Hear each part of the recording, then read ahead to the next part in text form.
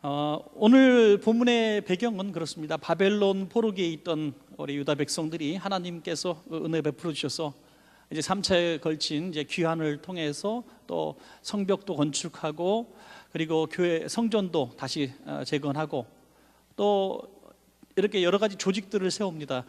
이제 다스리는 또 지도자들도 세우고 또 레위인들도 세우고 그리고 이제 여러 가지 인구조사도 하고 거의 나라의 모습을 갖춰가죠. 물론 그 3차에 걸쳐 온 사람 다 해봐야 뭐 10만여 명밖에 되지 않는 아주 작은 수가 귀국을 했지만은 70년 만에 돌아와서 그 모진 주변 사람들의 반대와 그 고난을 무릅쓰고 정말 힘겹게 특별히 오늘 이 느헤미야는 두 번째 2차 기환의 리더로서 이렇게 온 사람 아닙니까? 그러니까 참 이제 그 모든 역경을 다 극복하고 이제 좀 안정된 모습으로 조금 쉬어도 되겠지 하는 그런 순간이었습니다. 여러분, 우리가 큰 정말 인생의 폭풍우를 만난다고 합시다. 뭐 경제적인 환란이 갑자기 닥쳤다든지 뭐 쓰나미 같이 거기다가 몸도 아픈다든지 자식들이 문제를 일으키고 또 뭐 여러 가지 사건들이 있을 때 갑자기 우리는 하나님 앞에 달려올 수밖에 없죠. 그래서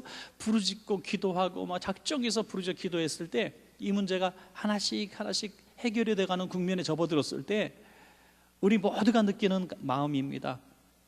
이제 좀 됐다, 이제 좀 쉬자, 이제는 조금 안심해도 되겠지 하면서 마음을 놓고 있는 그런 순간이었다고 볼 수 있습니다. 그런데 바로 그러한 순간에 오늘 느헤미야를 중심으로 어떤 역사가 벌어지는가? 영적 대각성 운동을 한다는 겁니다. 여러분, 육신의 문제를 가지고 우리는 주님 앞에 기도하는 이유들이 많습니다. 우리 영적인 문제로 주님 앞에 내가 하나님 앞에 정말 내가 하나님 앞에 올바로 살기 위해서, 내가 하나님이 주신 사명 감당하기 위해서 내가 뭐 금식 기도원 들어가겠다, 이런 분들은 별로 보지 못했어요. 왜 기도원 가십니까? 왜 이렇게 힘들게 작정하고 매일같이 울며 기도하십니까? 문제를 얘기할 때 거의 육신적인 문제거든요. 가정의 문제, 물질의 문제, 질병의 문제, 그런 문제들입니다. 그런 문제들이 해결받았을 때 영적인 문제를 가지고 이제 본격적으로 기도 들어간다? 그건 정말 특별한 사례입니다. 여러분, 평소에 그러나 우리가 쌓아오는 기도가 내일이 우리 삶을 결정하는 것을 믿으시기 바랍니다. 여러분, 오늘 기도를 통해서 우리 영의 문제를 충족시켜 놓으면, 성령의 우리가 열매를 맺으면 우리가 그 다음 세대에 또 다음에 우리가 큰 환난 가운데서 우리가 건짐을 받을 수 있지만은, 물질의 문제, 세상의 문제를 가지고 계속 이렇게 어떤 순간순간에 맞는 기도만 하고 살아가고 좀 풀어지면 또 기도 안 하고 이렇게 살아가면은 우리는 항상 그런 삶을 다람쥐 채바퀴 돌듯이 반복할 수밖에 없는 거예요. 그러니까 오늘 이렇게 열심히 기도하십니까? 무슨 문제 있어요? 아니, 문제 없는데요. 이런 사람이 기적의 주인공입니다. 여러분, 믿습니까? 가끔 보면 우리 감사헌금 기도 제목 내시라 그러면 성도님들이 감사헌금 기도 제목 냅니다. 오늘도 보니까 기도 제목 없는 분들이 많이 계세요. 제목을 적으라고 뭐 안 적으라고 그런 얘기는 아닙니다. 적을 수도 있고 안 적을 수도 있어요. 하나님은 다 아시니까요. 뭐 이게 중요한 게 아니겠죠. 그런데 하나님은 다 아시지만은 이 기도 제목이 정말, 난 기도 제목이 별로 없어요. 내 육신의 문제 정말 기도 제목 없어요. 그냥 나라를 위해서, 교회를 위해서, 뭐 이렇게 전도를 위해서는 기도하지만 정말 기도 제목 별로 없어요 하는 분들이 오늘 이 자리에 계시다면, 여러분들은 이게 기도 제목이 없는 게 당황할 문제가 아니라 꾸준히 기도하신 분들입니다. 축복합니다. 꾸준히 기도해 오셨기 때문에 기도 제목이 이렇게 다 응답 받아지고 또 큰 문제가 문제로 여겨지지 않기 때문에 기도 제목이 되지 않는 것입니다. 쌓아놓는 기도죠. 오늘 본문은 성벽, 성전, 모든 조직 다 갖춰놓은 다음에 정말 중요한 것이 무엇인지 그들은 분명히 깨달았다고 하는 것입니다. 바로 영혼의 문제를 들고 나온 것입니다. 여러분, 교회도 마찬가지인 것 같아요. 성전도 아름답게 짓고 뭐 빚도 다 갚고 또 뭐 조직도 완벽하게 구비되어지고 교육자 수도 충분하고 뭐 어떤 시설이나 어떤 우리 평신도 사역자들도 든든히 채워지고 일꾼들이 가득가득 넘쳐나는 그런 교회. 정말 아까도 식사하면서 또 사석에서 잠깐 그런 얘기를 했는데, 뭐 시내 중심과 강남의 어떤 큰 교회는요, 예배 시간 한 10분 전 뭐 조금 더 늦어지면 그냥 들어가지를 못한대요. 오늘 못 들어오십니다. 이웃교로 가시든지 다음 주에 오세요. 그 교회 옆에다가 건축할 거 그랬는지 하여튼 뭐 그렇게까지 얘기한다 그래요. 그런데도 뭐 꼬약꼬약 들어가고 뭐 어떻게 본당 들어가 보려고 몸부림치는 그런 교회들도 있다 그래요. 우리들도 언젠가 번호표를 뽑고 대기 순서를 줄 수 있는 그런 날이 참 오면 좋겠다는 생각이 들지만, 하여튼 부럽지만 이 모든 것들이 다 갖춰졌다고 해서 교회냐, 완벽한 교회냐, 그렇지는 않다는 겁니다. 교회에 어떤 문제가 생겼다고 합시다. 문제가 생겼을 때 그 문제가 재정의 문제면 재정이 채워지면 해결되는 문제가 아닙니다. 일꾼의 문제면 일꾼이 채워졌다고 해결되는 문제가 아니라는 겁니다. 5만 가지 교회에 일어나는 모든 문제를 영적 각성과 영적 회복의 기회로 삼는 교회가 정말 하나님이 기뻐하시는 그런 성령 공동체인 줄로 믿습니다. 교회가 어떻게 생겨났습니까? 교회는 주님의 부활과 함께 성령의 강림으로 생겨난 것이고, 또 교회는 성령의 운동으로 인해서 부흥되어졌고 세워지는 것이 바로 교회입니다, 여러분. 그렇기 때문에 교회의 가장 중요한 것은 다시 원점으로 돌아가서 건물이나 조직이나 인력이나 시스템이나 그런 행사 구조 이런 것들이 아니라 우리가 정말 영적으로 성령님과 함께 되는, 하나가 되는 그런 역사가 근본적인 교회의 모습, 성령 공동체의 모습이 된다는 것입니다, 여러분. 이스라엘 백성은 오늘 그 사실을 깨달았습니다. 깨달아가지고 인구가 얼마 되지도 않는데도 예루살렘 인근에는 10분의 1 정도밖에 살지 않았습니다. 그런데 그 많은 사람들을 이제 수문이라고 하는 곳으로 모이게 되죠. 물수로에 어떤 문이 달린 것이겠죠. 그 수문 앞으로 모이게 해서 이제 영적 대각성 집회를 하는데, 그때 에스라가 이제 부흥 강사로 초청이 되어져서 율법책이라는 것은 우리가 모세오경이라고 볼 수 있겠죠. 그 율법책을 낭독을 합니다. 그 에스라가 누구냐면 에스라 7장 6절, 7장 10절에서 에스라를 이렇게 표현해 놓고 있습니다. 그는 모세의 율법에 익숙한 학자요, 또 여호와의 율법을 연구하여 준행하며 율례와 규례를 이스라엘에게 가르친 사람이다, 이렇게 말씀하고 있습니다. 그러니까 율법 학자고 부흥 강사고 선생님인 이런 분이죠. 이런 분께서 지금 말씀을 선포하고 있고요, 많은 레위인들이 말씀을 가르치는 동역자들이 여기 나와 있는데요, 제사장들과 또 말씀을 가르치는 레위 사람들이 그 백성들 사이사이에 포진해 있으면서 그들과 함께 말씀을 듣기도 하고 또 말씀을 가르치기도 하는 이런 아름다운 모습을 보게 됩니다. 더구나 그들이 모였던 이 시점이 언제냐, 우리로 말하면은 이제 새해가 시작되는 그런 날이고, 또 이들에게 있어서는 굉장히 중요한 절기, 뭐 초박절이라든지 또 대속제일, 나팔절 이런 것들이 다 있는, 한 달 안에 있는 매우 소중한 어떤 기간이었습니다. 그들이 이 시작을 하면서 기도를 하고 말씀을 듣는 이런 상황이었습니다. 저는 이 집회를 통해서 이들이 얼마나 큰 은혜와 복을 받고 또 영적 대각성을 하고 회복이 되었는지 그 말씀을 드리려고 하는 것입니다. 70년 동안 바벨론 포로로 살다가 그들이 다시 회복되어져서 집도 회복되어지고 교회도 회복되어지고 모든 조직이 회복되어져서 살만한 것 같지만은 보다 중요한 문제가 영적인 문제인 것을 그들이 깨달았다는 것이 얼마나 소중한 일인지 알 수가 없습니다. 사랑하는 여러분, 우리가 부족한 부분을 실제로 부족해서 그 부족한 이유로 하나님 앞에 기도를 시작했다 할지라도 그것들이 채워진 다음에는 보다도 근본적인 우리의 인생의 문제보다도 더 중요한 우리의 영혼의 문제를 하나님 앞에 가지고 나오시길 바랍니다, 여러분. 이게 너무나 소중한 거거든요. 우리 많은 목사님들이 또 어떤 좀 기독교적인 의식이 있는 분들이 많은 그런 비판적인 글들을 올려놔요. 우리가 먹는 문제 가지고 또 육신의 질병 문제 가지고 너무 하나님 앞에 매달리는 거, 그 별로 좋지 않다 이거예요. 목숨이 위태로우면은 하나님이 부르실 때가 됐나 보다 하고 수긍하기도 하고, 가난을 주시면은 하나님이 가난을 통해서 주실 계획이 있나 보다 하고 또 그냥 극복하고, 직장을 못 얻으면 하나님이 직장 못 얻는 사람의 마음을 알라나 보다 이렇게 하라는 거죠. 근본적으로는 틀린 대답은 아닙니다. 그러나 여러분, 그런 고난을 통해서 하나님이 주시고자 하는 메시지는 뭐냐면 너는 내게 부르짖으라 하는 것입니다. 너는 내게 부르짖으라. 바울도 3번 부르짖었잖아요. 부르짖으니까 하나님의 뜻을 알아요. 바울은 신령한 사람 아닙니까? 그러면 이 가시는 하나님이 내 약한 데서 강함을 주시기 위한 하나님의 계획으로 내가 받겠습니다 했습니까? 아니, 바울도 3번 부르짖어요. 3번 부르짖었다는 것은 응답 받을 때까지 기도한 이후에 그것을 받아들이든지 더 부르든지 그것은 바울의 결정이었죠.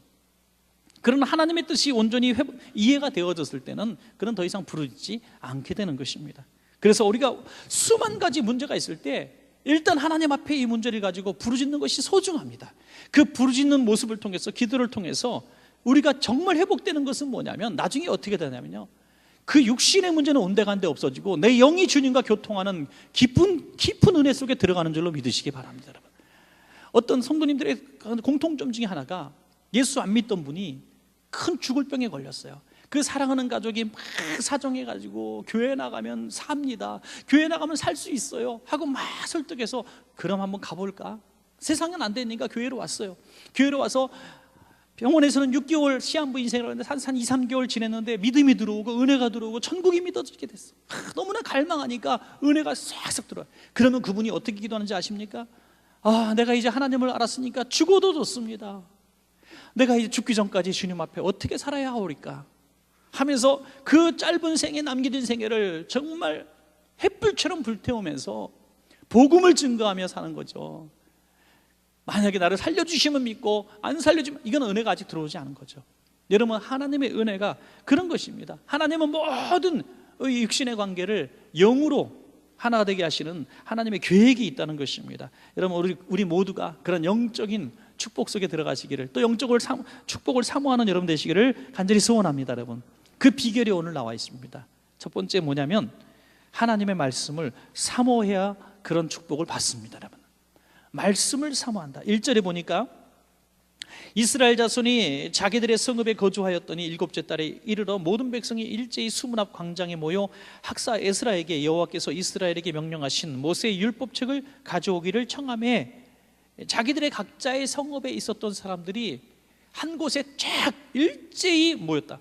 일제히란 뜻을 원어를 찾아보니까 한 사람처럼 광장에 모여서 모세의 율법책을 가져오십시오 하고 사모하는 마음으로 쫙 모여서 말똥말똥 눈 뜨고 말씀을 사모하는 그 모습을 보게 됩니다. 여러분, 요즘에는 정말 그런 눈 초롱초롱 뜨고 말씀을 사모하는 그런 모습을 참 찾기가 어렵죠. 이게 다 인터넷 때문인 것 같아요. 저는 인터넷 때문. 또 기독교 텔레비전에 하도 설교들이 나오고 인터넷에 하도 설교가 많이, 아무 때나 클릭해서 설교 들을 수 있어요. 여러분, 누구의 설교든지 다 들을 수 있어요. 참 대단한 정말 축복이죠. 사실은 축복이에요.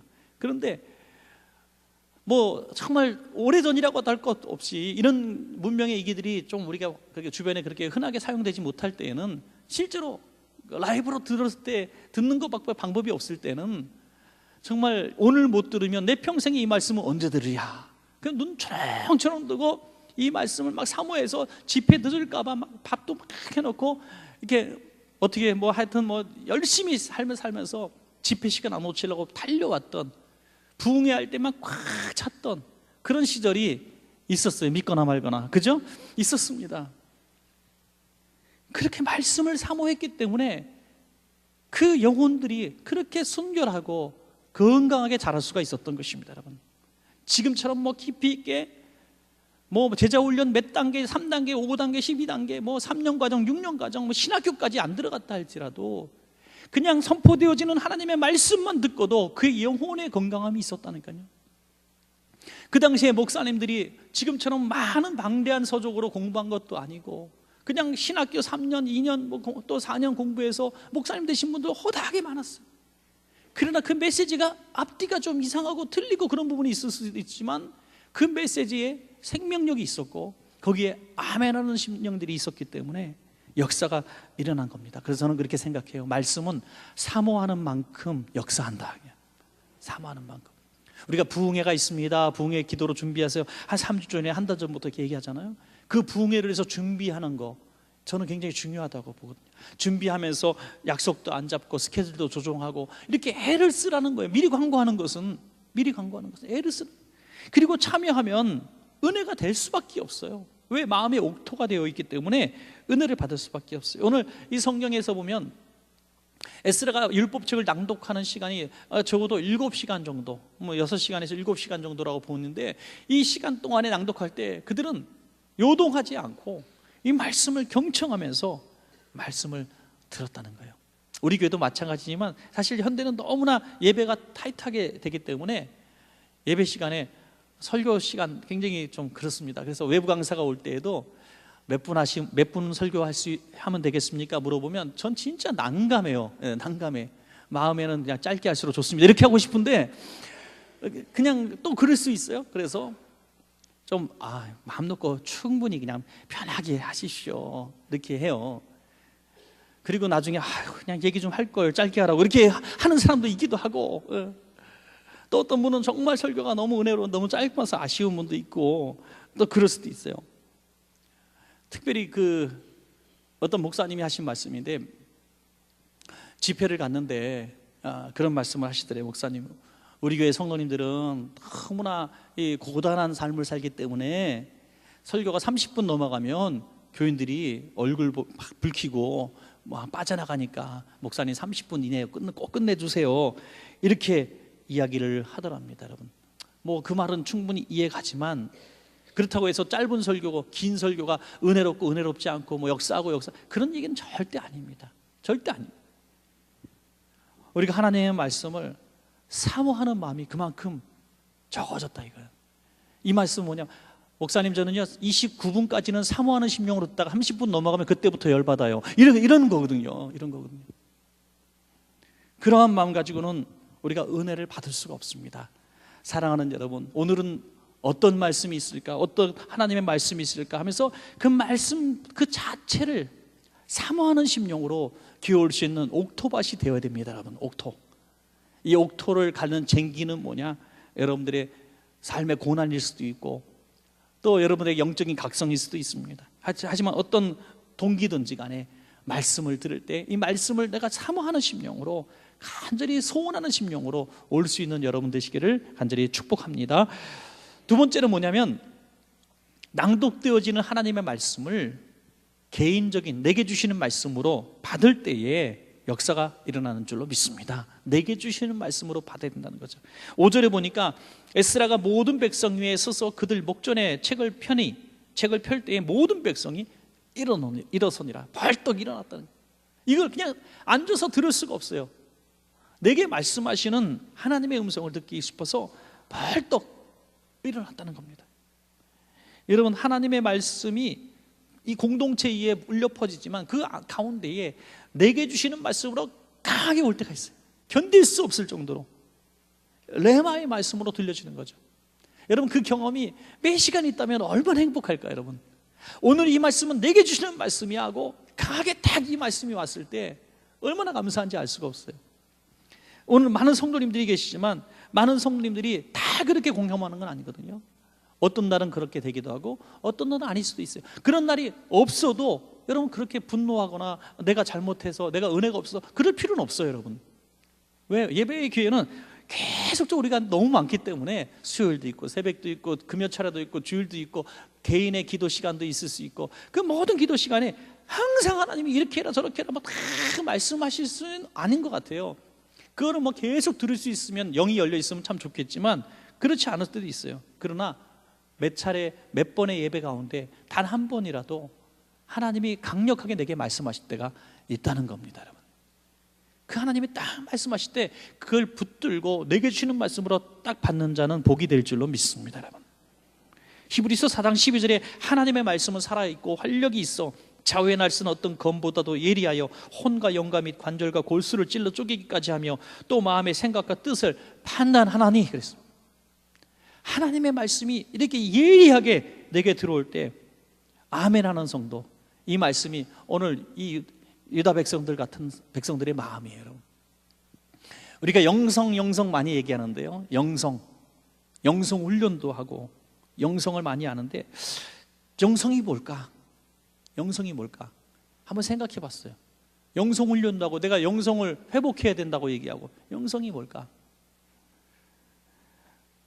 제가 느끼는 한 영성이란 것은 하나님과의 어떤 소통이라고 봅니다. 저는 소통의 능력. 그래서 하나님의 하시는 말씀을 내가 들을 수 있고 내가 하나님께 어떤 것을 아뢰 수 있는, 저는 그것이 영성이라고 봐요. 경건의 모양이 아닌 실제적인 소통이라는 거죠. 남들이 볼 때 경건한 모습으로 예배드리는 모습, 1년에 성경을 몇 번 읽었다는 그런 얘기들, 그런 것들이 아니라 주님과의 나와의 그런 소통의 능력, 저는 그것이 영성의 수준이다, 이렇게 볼 수 있습니다. 사랑하는 여러분, 말씀을 듣는 중에 내게 주시는 말씀을 들을 수 있는 그 영성의 문이 열리기를 간절히 축복합니다. 여러분, 마지막 세 번째는 하나님의 말씀에 우리가 아멘으로 화답하는 것이 중요합니다. 그들은 아멘 아멘 하면서 화답했습니다. 아멘 소리만 나오면 저는 기가 죽어서 참 그래요. 우리 원천교회 성도님들은 어디서 아멘 하신다고요? 어떻게 그렇게 잘하세요? 우리 집에 가서 아멘 하세요. 근데 저는 알아요. 우리 성도님들이 딱 저 말씀을 할 때마다 너무 진지하게 저를 쳐다보고 강사를 쳐다보는 걸 알아요. 그래서 아멘할 기회를 놓쳐버리는 거, 우리는 너무나 말씀에 집중해서. 근데 이 부흥 강사들은 이렇게 얘기했을 때 아멘하길 기다린다니까. 이렇게 살짝 기다려. 그래서 안 오면은 섭섭해하고 그 다음에 할 말을 잊어버리고 막 그러거든요. 당연하게 오는 것처럼. 근데 제가 가만히 곰곰이 생각하니까, 우리끼리 얘기니까요. 우리끼리 얘기니까 집에서 아멘하는 게 진짜더라고요. 왜냐하면요, 아멘이라고 하는 것은 진실로 그럴 줄 믿습니다 하고 순종하는 게 아멘인 줄로 믿습니다. 여러분, 여기서 아멘하고 집에 가서 잊어버리면 그게 무슨 소용이 있어요? 근데 여기서는 아멘 안 하고 집에서 아멘하니까 집에서 순종하겠다는 거 아니에요? 진짜 말씀의 순종은 예배당 안에서가 아니라 예배당 밖에서예요. 믿습니까? 진짜 아멘은 예배당 밖에서 아멘하는 거예요. 차 타고 운전하다가 아멘 이렇게, 집에서 이렇게 음식 하다가, 직장에서 일을 하다가 갑자기 아멘, 그 말씀 아멘이네, 이게 진짜 아멘인 것 같아요. 고린도후서 1장 20절에 하나님의 약속은 얼마든지 그리스도 안에서 예가 되니 그런즉 그로 말미암아 우리가 아멘하여 하나님께 영광을 돌리게 되느니라. 아멘. 아멘 하면 하나님께 영광을 받습니다. 하나님께서 영광을 받습니다.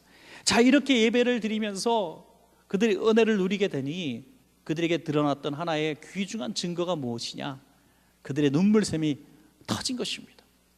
어린아이부터 정말 노년에 이르기까지 모든 이스라엘 백성들이, 그를 들을 수 있는 모든 사람들이 다 눈물을 흘리기 시작합니다. 이 눈물이 그들에게 있어서는 놀라운 치유와 회복의 눈물이었을 것입니다. 여러분, 그들의 눈물에는 회개의 눈물도 있었을 것이고, 우리 조상들의 죄로 인하여 우리가 그 바벨론 포로에서 이렇게 고생당했다는 그 메시지가 거기 있었기 때문에 그들은 참으로 많은 눈물을 흘렸을 거예요. 그러나 원망이 아닌 조상들의 그 죄악을 놓고 가슴을 치며 회개하는 것이죠. 회개의 눈물을 흘렸다는 거예요. 그리고 정말 포로기에 있었던 그 힘들었던 그 노예의 고단한 삶의 그런 이야기들이 막 그들의 마음속에 울려 퍼졌을 것이고, 또 이곳에서 성벽 재건하고 성전 재건하고 주변의 모든 사람들, 한 손에는 무기를 들고 한 손에는 이 작업하는 도구들을 들고 경계에 서면서 굶어가면서 이 성전을 재건할 때 정말 말로도 할 수 없는 아픔이 있었을 거예요. 그 모든 것들이 막 복받쳐 흘려서 통곡의 눈물이 쏟아지기 시작하는 것입니다. 여러분, 그때 치유와 회복의 역사가 이루어진 것입니다. 여러분, 우리 성도님들이 기도 깊이 들어가면 사실 거의 모두 눈물을 흘립니다. 어떤 성도님이 그런 얘기 하시더라고요. 눈물이 안 나올 때가 더 힘들다고. 눈물이 많이 납니다. 그렇다면 남들이 볼 때 그분 눈물 흘리지 않는 사람보다 삶이 힘들어서 고단해서 아픈 일들이 많아서 눈물이 나오냐? 절대 아니라는 거예요. 절대 아니라는 거예요.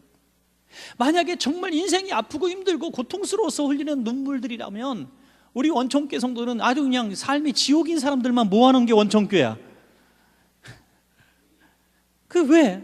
예배 때 막 울어요. 어떤 사람들이 우리 원천교회 와서 놀라는 부분 중에 하나가 주일 낮예배 드릴 때 우는 성도들 보고 이해를 못 하더라고요.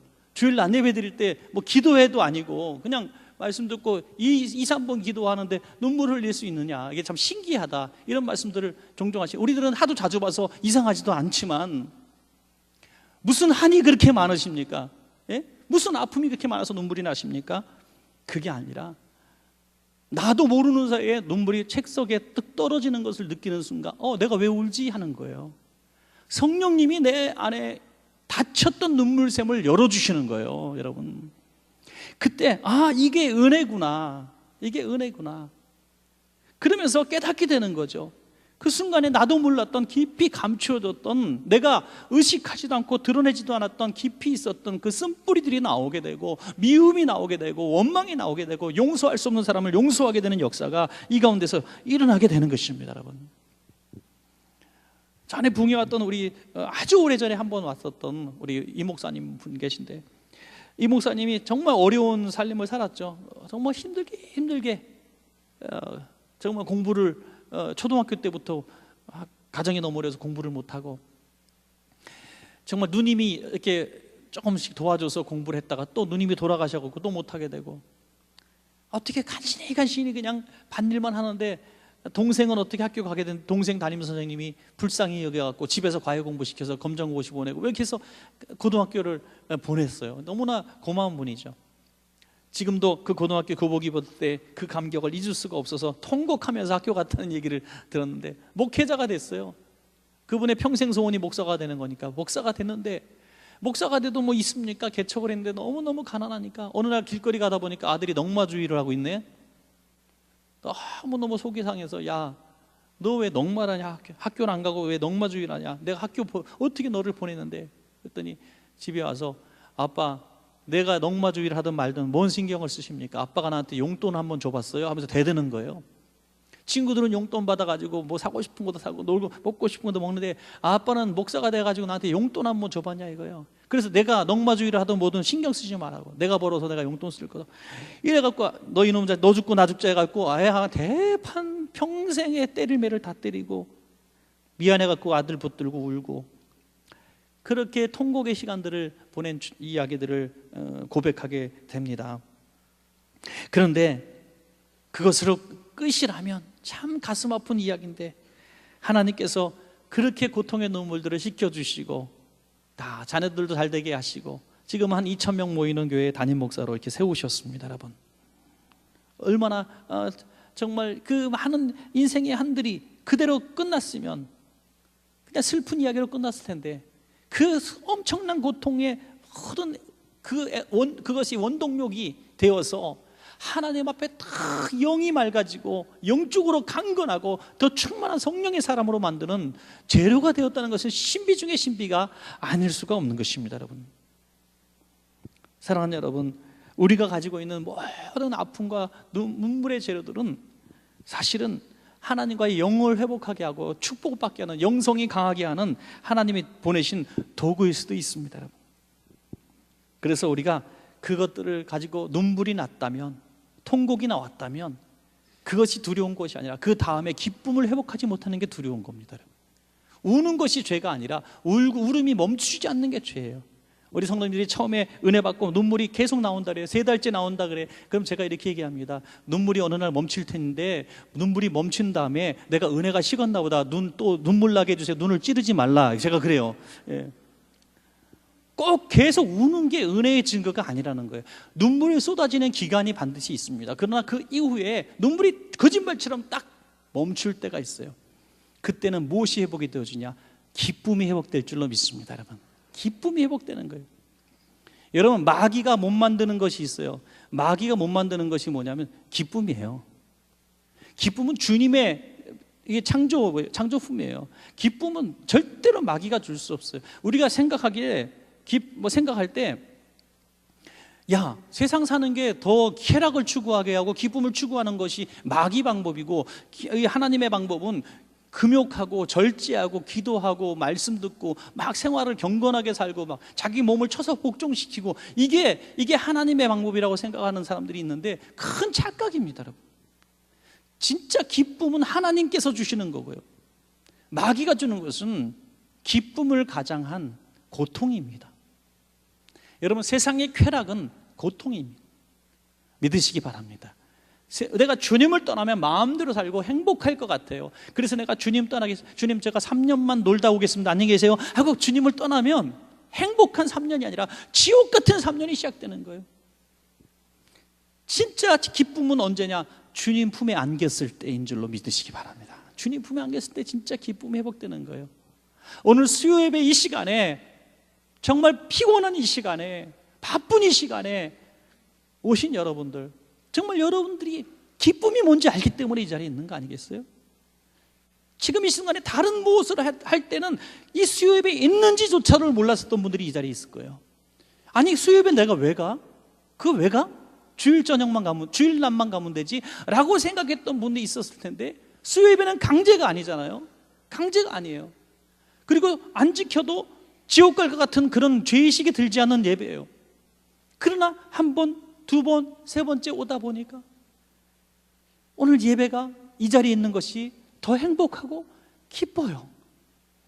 이 마음은 하나님께서 여러분과 함께 하신다는 그 증거고, 여러분과 동행하시고 앞으로 복 주시겠다는 약속의 어떤 증거라고 저는 생각을 합니다. 그러므로 오늘 예배를 붙들고 기쁨을 회복할 수 있다는 것은 정말 축복입니다. 여러분, 예배 드렸는데, 기도했는데, 충성했는데, 신앙생활했는데 나 기쁨이 없어, 이거 정말 비극입니다. 사랑하는 성도 여러분, 예수님 믿는다고 하면서, 신앙생활 3대째 한다고 하면서, 교회를 30년 다녔다고 하면서 내가 교회 올 때 행복하지 못하고, 예배 드릴 때 기쁘지 못하고, 예배 드리고 난 다음에 돌아갈 때 기쁨의 소망을 안고 돌아가지 못하는 것은 그 과정이 없었다는 거예요. 뭐가 없었어요? 말씀을 사모하고 오이지 못하고, 말씀을 듣고 통회하며 눈물 흘려보지 못했고, 말씀을 들으면서 내게 주신 말씀으로 받고 내가 순종하겠습니다 결단이 없었기 때문에 이 기쁨이 없는 거예요. 그러다 보니까 어떤 기쁨을 찾느냐? 아주 재미있는 메시지만 쫓아다니는 거예요. 재미있게. 저는 참 큰일이에요. 웃기는 말을 못해가지고 진짜 큰일인데, 꼭 설교할 때 웃기는 거 두세 편 준비해갖고 이렇게 하고 싶을 때가 있어도, 성도님들을 좀 편하게, 기쁘게, 즐겁게. 근데 그런 유혹에 있어서 사실 한두 번씩 중간중간에 웃기고 있어요. 로또 복을 받았다 뭐 이런 식으로 웃길 때도 있어요. 하지만 그게 목적이 아니잖아요. 정말 우리의 근본적인 목적은 기쁨을 회복하는 거예요. 진짜 기쁨, 영적인 기쁨. 그냥 눈으로 감각으로 귀로 듣고 그냥 헤헤헤 웃는 게 아니라, 정말 내 안에서 성령님이 주시는 참된 기쁨, 감당할 수 없는 기쁨, 한쪽 뺨을 때려도 기뻐할 수 있는 그 기쁨, 내일 먹을 것이 없어도 웃는 그 기쁨, 여전히 집에 지옥 같은 환경은 여전히 지옥 같은 환경이고 희망이 보이지 않아도 그냥 웃을 수 있는 기쁨, 10년째 우리 자식 병간하고 있는 엄마의 마음이라도 지금 이 빼앗을 수 없는 기쁨이 내 안에 있다면 이것이 예수 믿는 사람의 증거예요. 정말 우리 어떤 성도님들의 자식 때문에 30년, 40년 병간호는 그 부모들이 있잖아요. 장애를 가진 엄마들, 우리 박모색은 엄마 같은 사람들, 사실 보면 얼굴이 다 비슷비슷한 부분이 있어요. 어두운 그늘이 있어요. 항상 24시간 죄의식과 아픈 마음과 내가 미안한 마음과 내가 너를 낳은 것에 대한 미안한, 이런 막 오만 가지 감정이 이 안에 있어서 찌르면 그냥 눈물이 나오는 거예요. 너무 힘든 것. 그러나 여러분, 어느 순간에 예수님 믿고 정말 은혜 안에 들어간 엄마들을 보십시오. 그런 자식이 있었어요? 우리가 되묻게 되는 줄로 믿습니다. 왜? 얼굴이 변하는 거예요. 그늘은 떠나가고 기쁨이 찾아오게 되는 거예요. 기쁨이 하나님께 맡겼기 때문에 그래요. 맡겼기 때문에. 할렐루야. 정말 얼마나 감사한지 알 수가 없습니다. 사랑하는 여러분, 제가 건축 중에 막 건축 힘들게 할 때 친구 목사님들이나 어머니들 건축하세요? 목사님 얼굴 보니까 하나도 걱정이 그때는 가만히 생각하니까 몰라서 그랬던 거예요. 제가 이게 뭐 얼마나 힘든 일인지도 모르고 한번 해봤어야지 건축을. 그러니까 다 지어지겠지, 뭐 도와주는 분들이 해야겠지. 지금 생각하니까 잠을 못 자겠네. 갑자기 막 그때 그거 어떻게 넘어왔지? 야, 그때 그 절묘한 타이밍, 그 순간순간의 위기들 지금 다시 하라면 못할 것 같아요. 걱정하지 마, 저는 더 다시 질 일이 없을 것 같아. 여러분, 진짜 위험한 사망의 음침한 골짜기 지나온 기분이에요. 예. 몰랐으니까 웃어. 지금 끝나고 나니까 인상이 어두워지기 시작했는 거죠. 지금 더 힘들어. 사랑하는 여러분, 제가 깨달았어요. 차라리 주님 앞에 다 맡겨버리면 우리는 웃을 수 있어요. 우리 짐을 다 맡겨버리시기 바랍니다. 오늘 사랑하는 여러분, 오늘 저는 이렇게 정의 내리고 싶어요. 말씀 회복, 예배 회복이 있으면 눈물이 나오고 기쁨이 회복된다. 한번 따라해 볼까요? 말씀 회복, 예배 회복이 있으면 눈물이 나오고 기쁨이 회복된다. 예, 아멘.